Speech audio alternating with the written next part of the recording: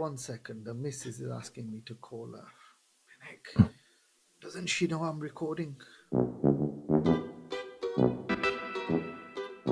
Welcome to a different corner of Fantasy Football Podcast. I'm Manish Verma, and as always, I'm joined by Dr. Luman Ali, who game week to game week is my partner in grumbling crime.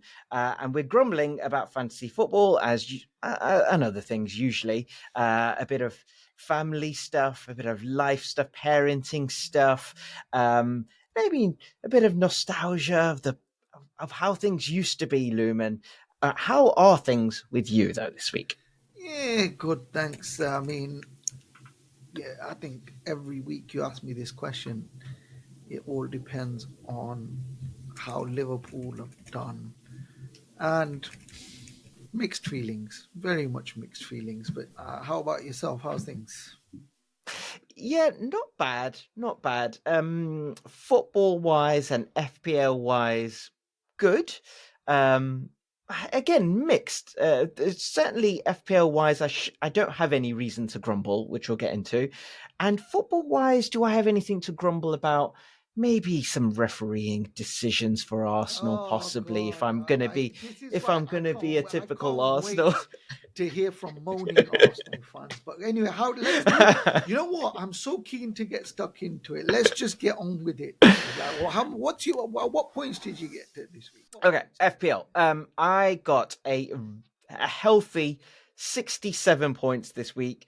I made my transfer very early on. Remember, a couple game weeks ago, I did my wild card.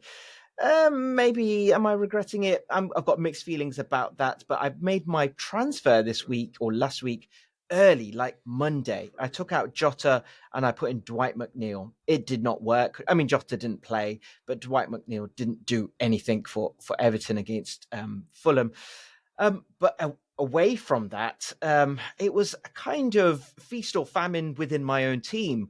I got four players who got double-digit returns. Bukayo Saka was just 1 point short of that, but Saka got me 9, Cole Palmer 10, Chris Wood, oh my gosh, 13 points on Friday night. Erling Haaland got me the double because I captained him. We'll talk a lot about that captain choice in a second. And then Yohan Wissa, Brentford got me 10 points. So I did quite well there. The only other return I got was Ryan Nouri at Wolves, and otherwise 2s, 1s, and even a 0. I managed a respectable 67 points above the average of 54. How about you? I got 58 off an average of 54, not the best week ever. So I did my wild card. Let's get into this. What was the thinking? Because you were not, it was not in your thoughts or anything. No, it wasn't in my thoughts at all. But what killed me was Arsenal. I mean, I looked at Arsenal's run of fixtures, 3 tough games, and also Saka being injured. And I thought to myself, what forced my hand was, if those injuries weren't there, even with the tough run of fixtures, I wouldn't have done my wild card. But with Saka being injured, I thought, last week I said it'll be a record scoreline, Man City versus Southampton. So make of that what you will. I said that before. I'm going to choose what I say next very carefully. I said that without thinking that I'd have Haaland in my team.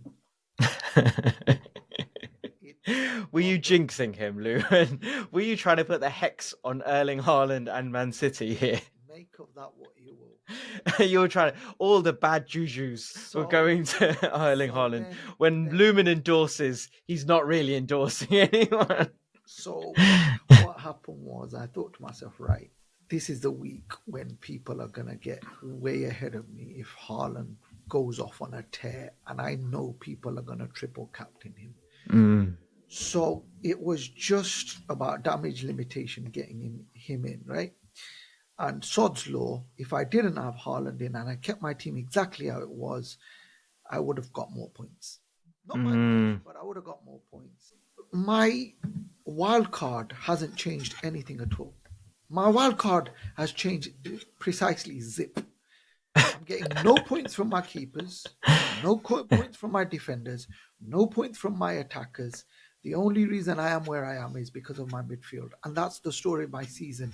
I Mm, cannot believe I am this far ahead because I've got my midfield right and I've got the rest of my team so badly wrong. Out of my starting 11, 1, 2, 3, 4, 5, 7 players didn't get a return.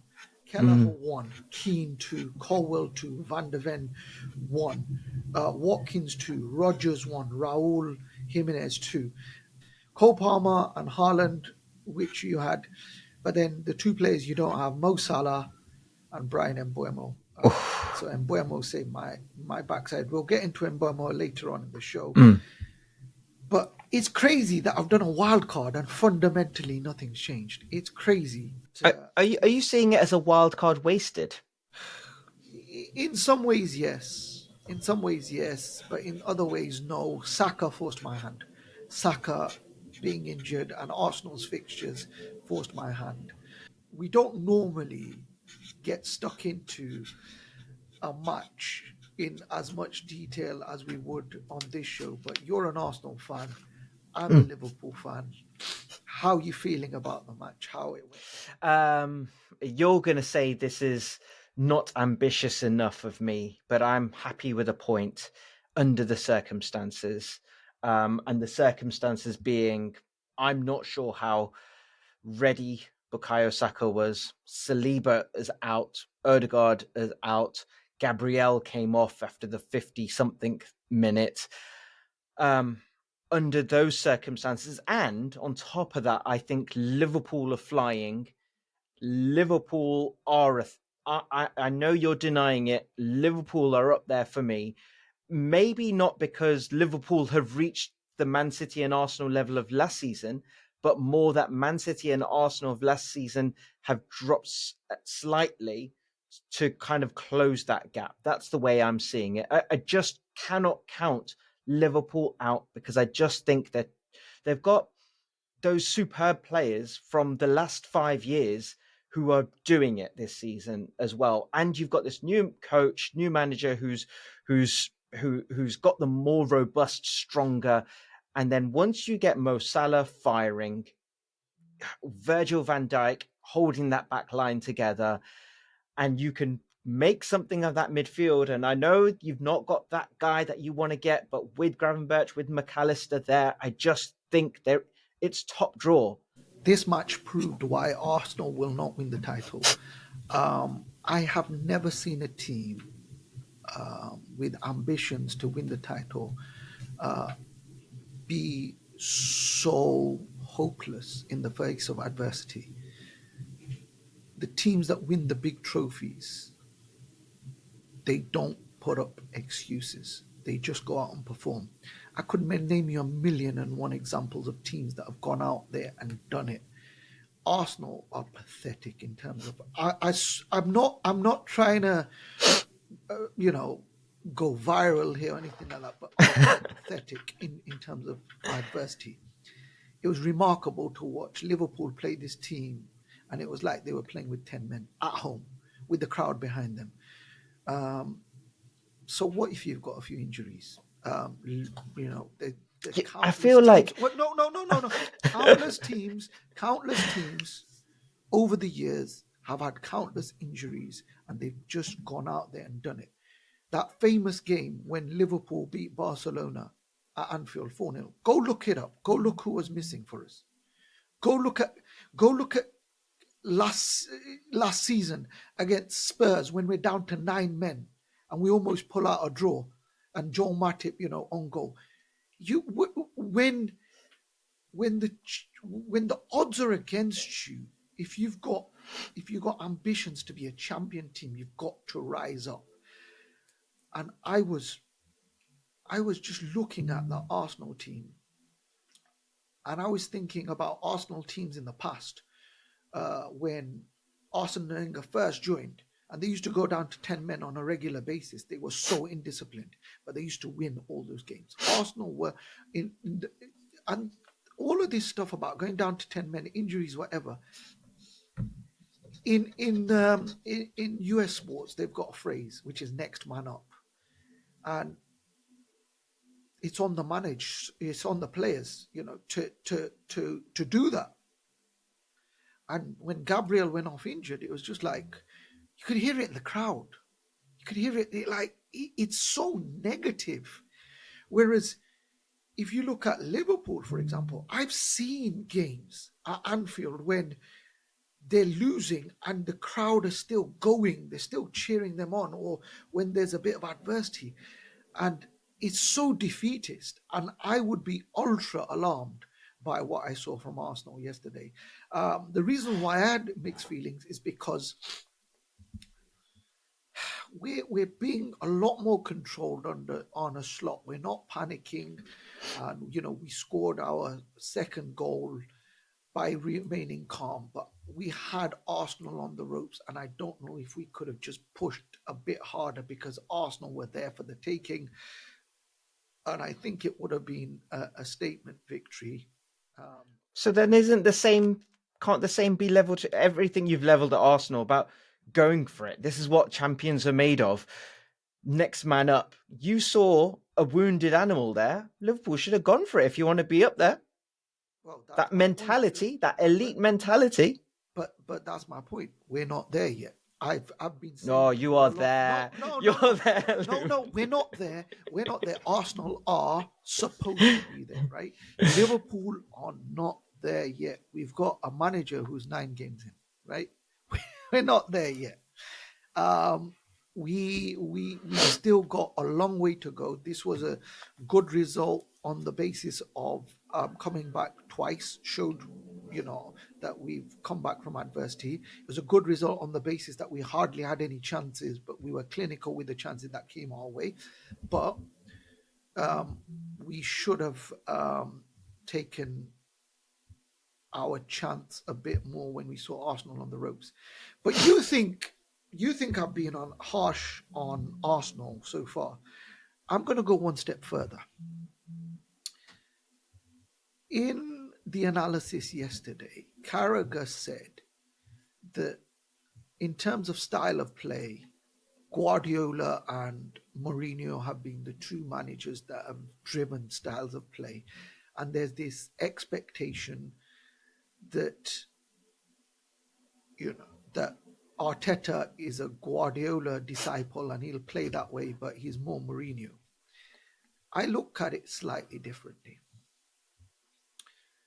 Before I say what I'm going to say, I'm going to make it very clear that being strong defensively at set pieces is a fantastic thing. Being strong at set pieces going forward is a fantastic thing. But there's a difference between those things in isolation and your identity. When your identity is being solid and being set piece merchants, I'm choosing my language carefully, like a Tony Pulis team or a Sam Allardyce team, you get lampooned. You get absolutely hammered. But when it's Arsenal, it doesn't get looked at in the same. You're saying our identity is based on set pieces, which I think is harsh. If we just look at that first Bukayo Saka goal. The stats are there. The stats are there.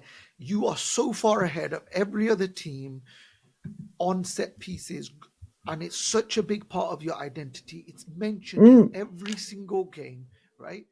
Because we're so good at it. But it's not the only thing we're good at. You're saying it feels like we're not Bolton or Stoke because it felt like that Rory Delap throw was the only thing that Stoke had going for them. Bolton again, right?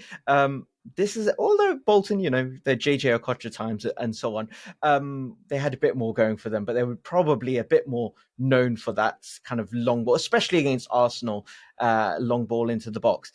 I don't think our identity is that, because, the first goal is evidence of that. An unbelievable chip.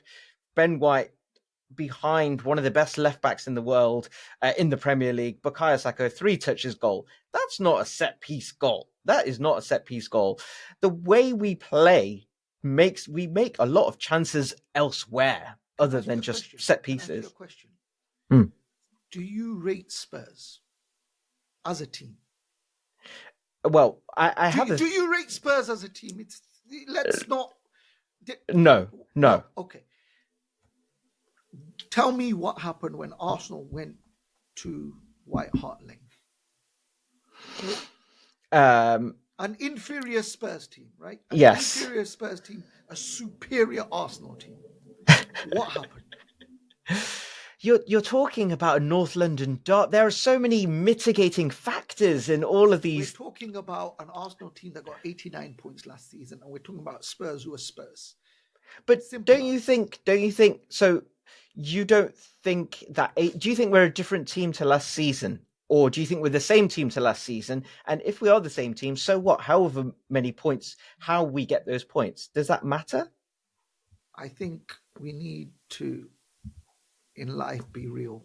That's my main thing. I said at the start, it's a fantastic thing, but I think it's rank hypocrisy, especially on the part of the English media and all those, to look at a Stoke or a Sam Allardyce team in one way, and to look at an Arsenal in another way. That's all I'm saying.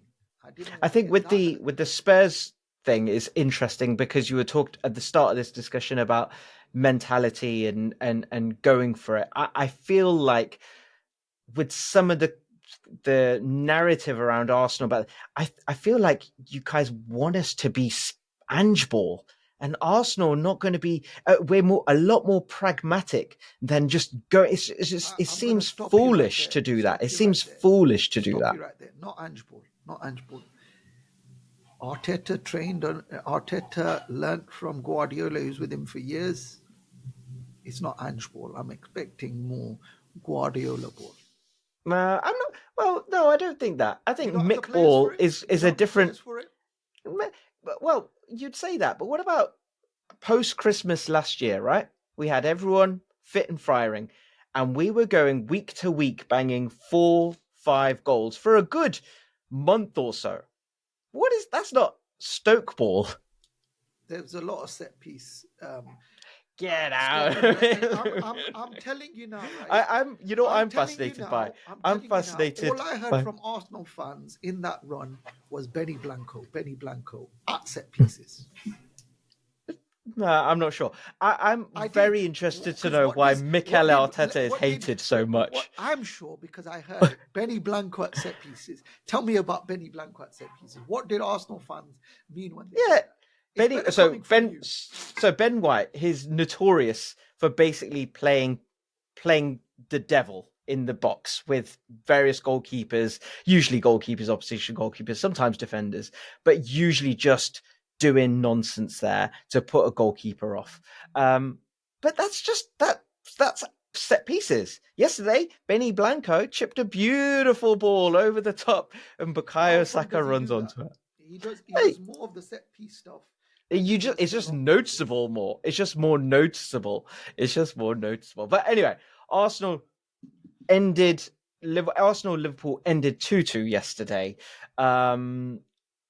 Apart from the scoreline, was there anything else that you wanted to take away from that? From an FPL point of view, you took out Saka.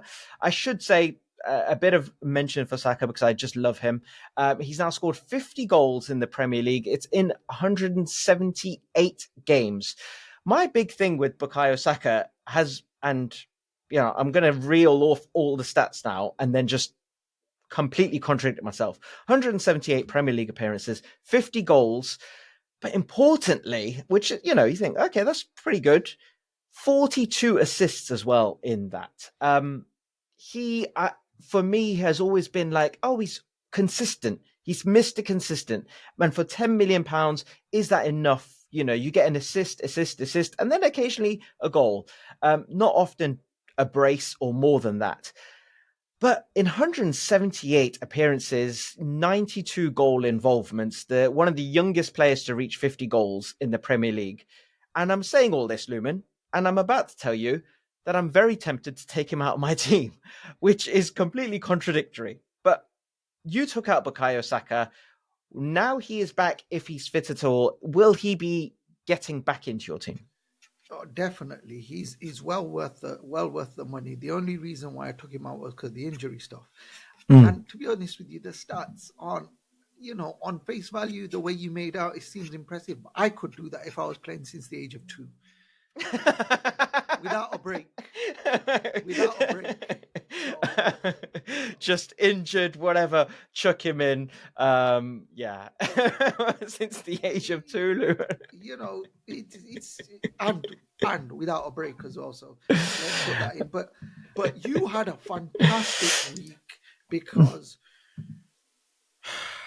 I've got to take a deep breath because I've slept on him Go because on. of Chris Wood. God Almighty, you think he's going to carry this on for a while? Uh, he has got, what is it now, 7 goals this season. Is he second to Erling Haaland as well? Is his best haul of the season with 13 points, 2 goals, in the East Midlands derby. Is he going to carry it on? Well, his next 2 games are home to West Ham and Newcastle. He's got Arsenal away after that, but then Ipswich at home after that. Chris Wood owners aren't selling him anytime soon. The way Nottingham Forest also play, it's all around him. He's not doing any moving. He is the penalty box guy, and your Hudson Odois, your Alangas are all around him making things happen. It feels very much like the East Midlands Crystal Palace. That's what, last season we were Yeah. talking about Elise Eze Mateta. It feels very much like that to me. Big man who knows where the target is and plays around him. Um, I said I had mixed feelings about my wild card. Was I too hasty?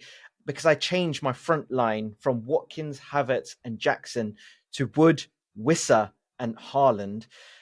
And apart from Nico Jackson, I probably have done okay. Nico Jackson's returned both weeks, and I didn't expect him to. Ollie Watkins is disappointed this weekend. You would have thought at home to Bournemouth he would have done something. I expected him to. And I'm glad he didn't for my FPL Yeah. points.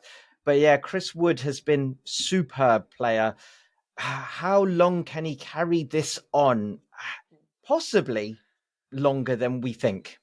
Well, before we talk about Brian Mbeumo, this segues nicely into our next segment, which is forwards. And I've got a nickname for you. Go on. I'm going to call you the forward whisperer from now on. Because from game week 1 to now, you have got it absolutely right all the way through on forwards. Your forwards have been doing it. My forwards, I've got it wrong disastrously all the way through, pretty much, right? But you've managed to get the right forwards in at the right time. You've not fallen for the Isaac trap or the Solankis. You've not gone for Watkins when he's not doing well.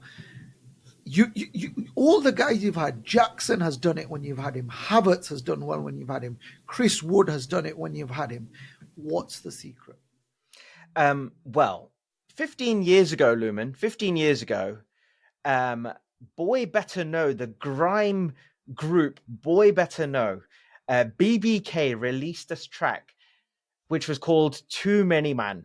And it was a banger. Too many man, too many man. And that's how I feel about forwards right now in the FPL, because there's too many man I None want of to them are get. doing it for me. None of them are Well, doing it for me. Lumen, Chris Wood, Johan Wissa, we've already talked about. Erling Haaland, we need to talk about. Danny Welbeck again. But the one that I really, really want, the one I'm desperate to, and I'm going to say something wild, but Cunha at Wolves is the one I want to get because he scored at the weekend. Wolves, I feel, might have made might have turned a corner. They've got Crystal Palace at home next, and then they've got Southampton at home after that. Cunha is going to score goals in the next 2 game weeks. They're, away from Cunha, Jackson is another one who's again doing it still. There are too many men, and it's week to But week none of now. them do it for me. You're not getting the man's right. You're not getting the man's right. I mean, even Delap at Ipswich got another goal this weekend, It's just They're like not. I'm gonna be straight up.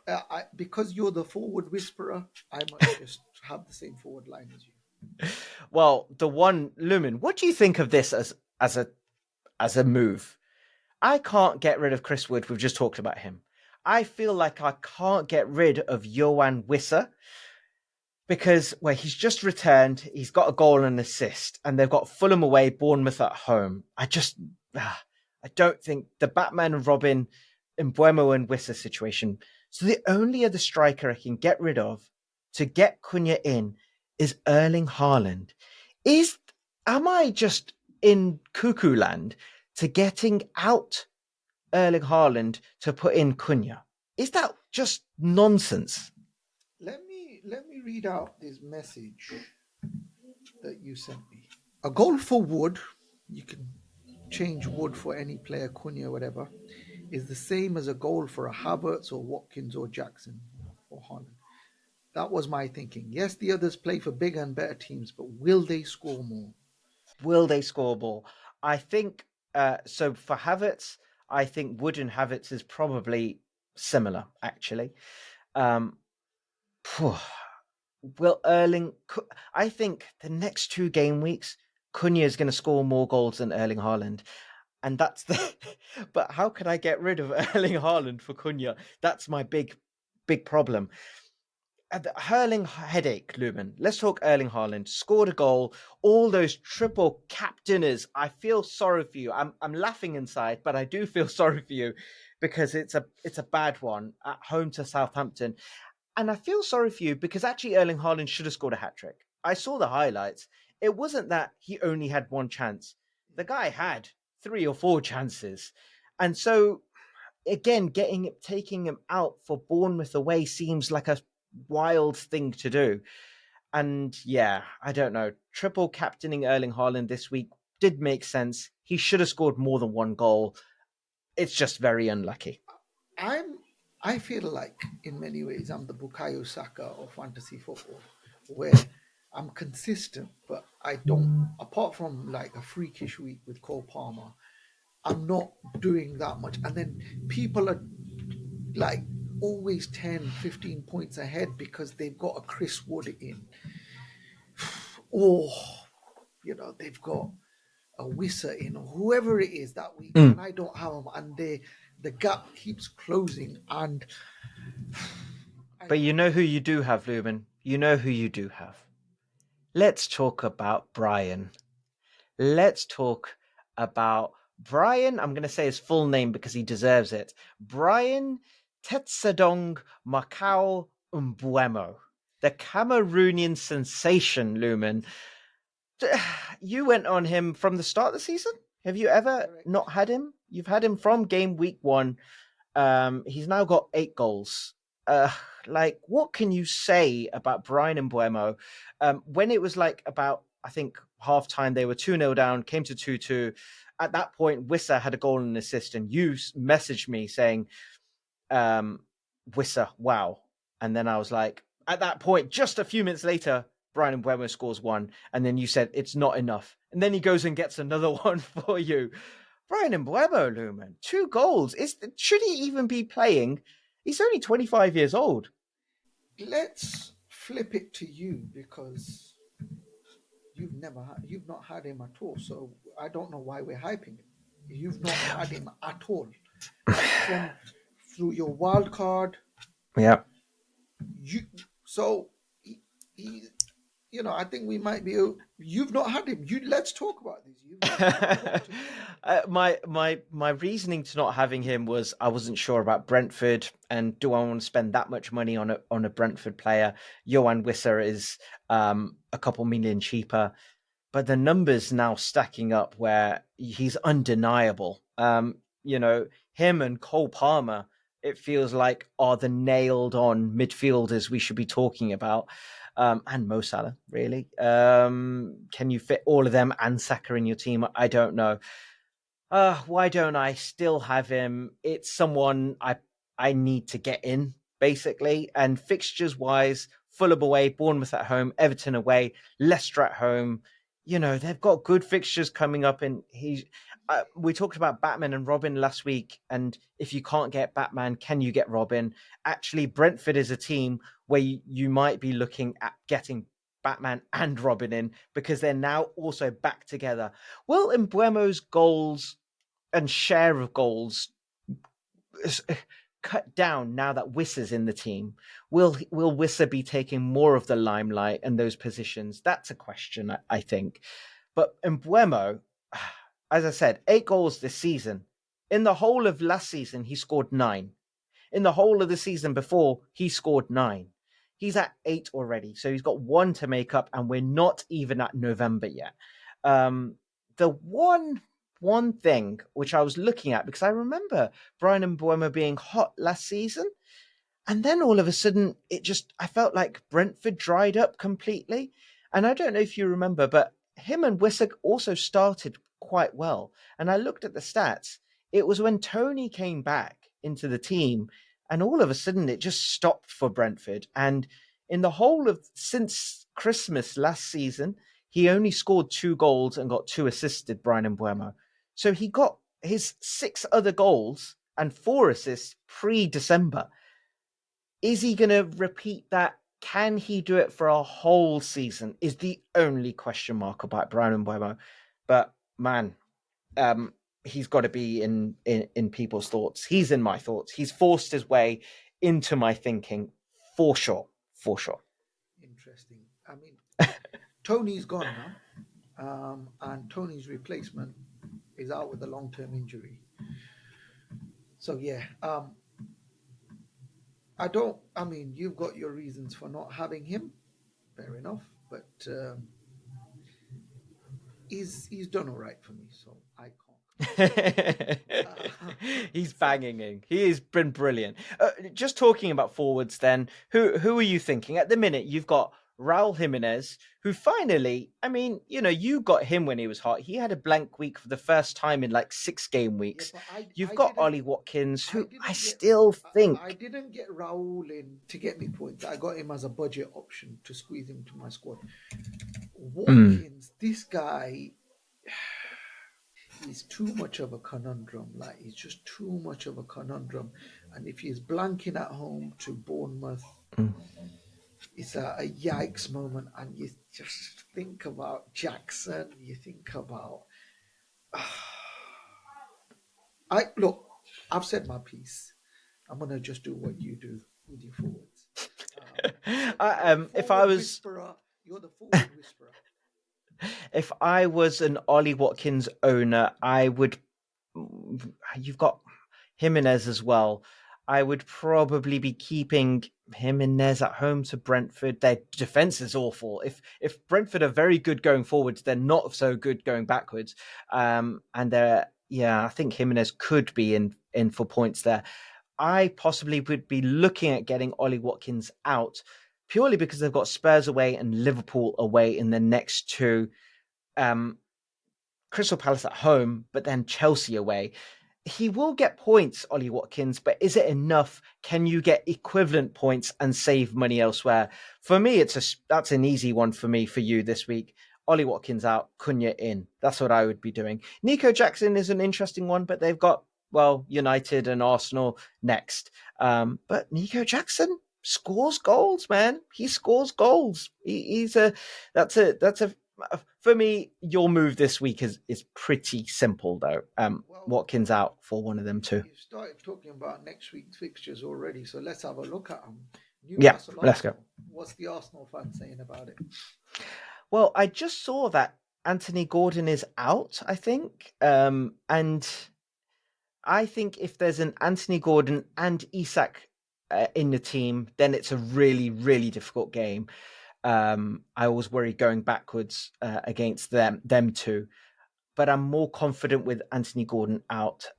Isak is back, scored a goal, could have scored another one. But I, well, Saliba's back, right? Is Saliba back? Yeah, Saliba should be back. I'm taking an Arsenal win there. It might be a gritty, dogged one, but I think that's an Arsenal win there. By Um, gritty and dogged, do you mean set pieces? I'm talking a Bukayo Saka corner swinging in, and it's going to be a Gabriel header. Hopefully he's back. I'm not With sure what Benny his injury was Blanco actually. blocking the keeper. Yeah, with Benny Blanco blocking the goalkeeper. So, Yeah, I'm so, too. so Tony Pulis ball basically. Bournemouth, and I don't know if any FPL players who I want really. Saka's probably the guy that you want there. Bournemouth, Man City. Man City is a worry for the rest of the league. They are not the same Man City. They are not the same Man City without Rodri, and they're top of the league. Yeah, They're not winning as convincingly as you expect them to. They're conceding goals early but they're there. yeah, From an FPL perspective, everyone's got Haaland, we know. But the next player that a lot of teams have got is Guardiola because of yeah. his goal threat. Because my guy sometimes, every so often, he decides he's Lionel Messi and he goes up and he just scores a banger. He never scores an ordinary goal. Yeah. He's either dribbling past three players and slotting it away or banging it from distance. So I expect Man City to win that. I'm Next, going. I'm going curveball on that one. By the way, I think Bournemouth are getting points there. I agree with you. Man City without Rodri, without De Bruyne, and actually once they come back, they're just warming them up for their second half of the season where they do that ridiculous run. It's classic Man City of the last few years. But I think they might drop points here at Bournemouth. okay. Um, Ipswich at home to Leicester. Wow, what a big match that is for both. Uh, both leaky at the back, um, but I'll take a draw for that. I think less they both drop points there. I'm now very worried for Ipswich and Southampton. I don't think Ipswich, with the way they started, are putting enough results together. Leicester, okay, bad result against Forest at home. You know, your derby there, you can't be doing that. But Leicester have got enough, I've seen, for me to even survive. I think they might have enough to survive. Vardy, maybe you're looking at Buonanotte. We talked about last week. Delap though at home, maybe Liverpool, Brighton. Dreading this. Brighton are a banana skin for us. They've always given us a tough time. My first ever match at Anfield was going to watch Liverpool Brighton, and we drew 3-all season before last. Oh God. What scares me is my favourite player in the Klopp era has been Andy Robertson. Apart from the fact that I used to play for left back at secondary school level, not at any level. Also, his attitude is all amazing, spot on, warrior spirit, never say die hard attitude. And last season or two, he's been getting a lot of flack from a lot of fans, and I've defended him. But what happened to him against Saka was worrying. And Brighton have got some absolutely lethal wingers in the likes of Mitoma and Minte. So I think we drop points here because Brighton, I don't think we'll lose, but I think it'll be a draw. Um, hmm. I think Liverpool winning that, but I think Brighton are scoring. Brighton, an odd one, home to Wolves and they draw. Danny Welbeck is on fire. Evan Ferguson came out of nowhere, by the way. Where's he been all this time? And now all of a sudden comes out. I Is think he Liverpool, is he on the forward whisperers watch list? Danny Welbeck. It's Wele. It's Wele at Brighton. There's no one else. He's just been so good this season. I'm not going anyone other than him. But Brighton's fixtures aren't particularly tasty. Forest at home to West Ham. I think that's a Forest win. I think what's interesting is You called Forest the Crystal Palace of the Midlands, right? I think you got it slightly wrong. I think Forest are more Wolves because you love Wolves last season and you love Forest this season because Yeah, not only have you got Wood, you got Ola Aina. So yeah, you're big on Forest. yeah. And tell you what, I've got David Raya in goal. I'm going to be taking him out to save some about 1 million, and I'm getting the Forest goalkeeper in soon as well. I just like him. He's a big, commanding presence, and Forest aren't bad go at the back. That's a move I will be eventually making once I want to get Raya So out. so who's winning that, Forest or West Ham? Oh, Forest are winning that. I can't see West Ham. I'm watching the Man United highlights, West Ham highlights. Man United were all over them for the first, I don't know, half an hour or so. They should, I don't know how they did not score. West Ham were terrible at the back. Um, yeah, West I'm needing Chris Wood gold there. Touch wood. West Ham made all of these signings, and the two central midfielders are terrible, like just absolute, and that they need to address that ASAP if they want to have any aspirations of doing anything.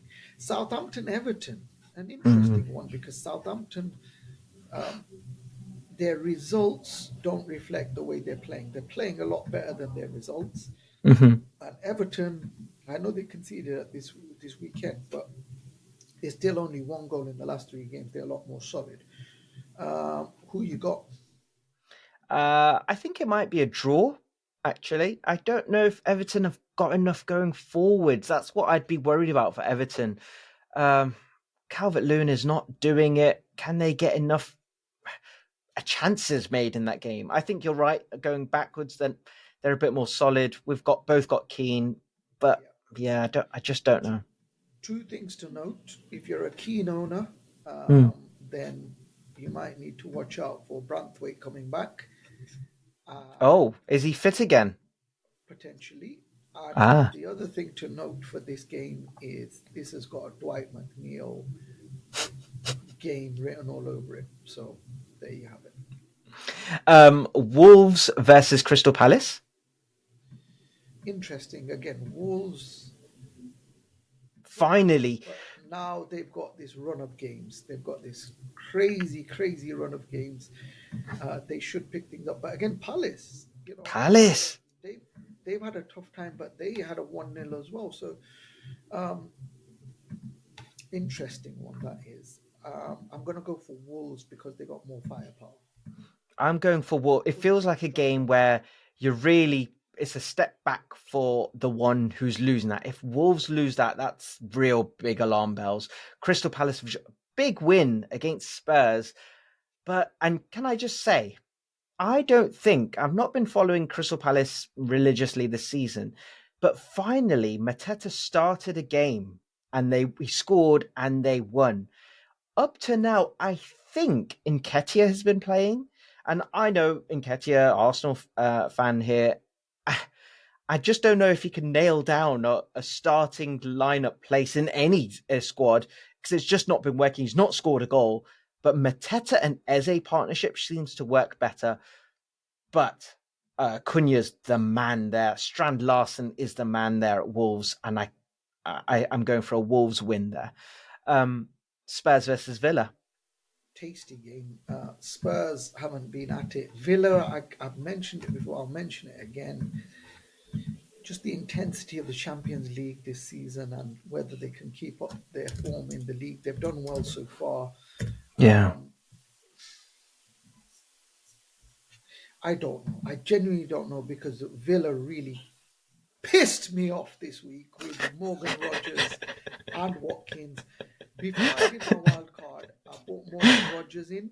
That was my Yeah. only transfer for this week, Hmm. and they absolutely flopped it. So I don't want to even talk about this match out of disgust. So the floor is yours.